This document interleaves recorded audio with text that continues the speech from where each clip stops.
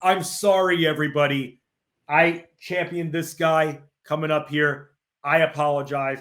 I'm taking the L on him. Although he has games like he did in week number 12 that maybe salvages something. But man, was I wrong on AJ Dillon.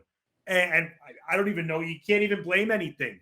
You can blame the putrid play of Russell Wilson for the issues with the Broncos offense and receivers. There's no one to blame for this one, Rowan. It's AJ Dillon didn't make the impact that I thought he would make. And I said it in the Fantasy Alarm Draft Guide. One of my predictions that he was going to have double-digit touchdowns. Not going to happen this year unless he goes on a ridiculous run. But why would he go on a ridiculous run? He wouldn't. I just feel like this is one of my, maybe because I have him on 3 different teams, maybe my biggest miss of the year is AJ Dillon.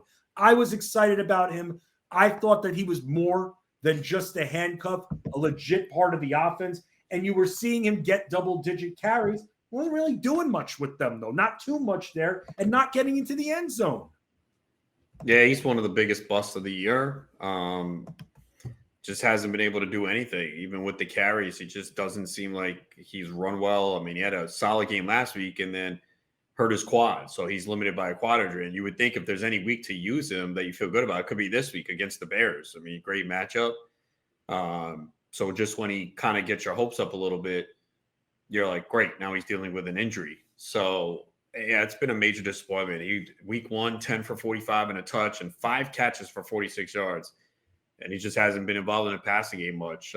And this was his first touchdown since week 1 this past week. And the first time since week 1, he had double-digit points in the PPR. And I'm sure he was on the bench for most people. He wasn't even used. 1,000%. Definitely on 3 of my benches.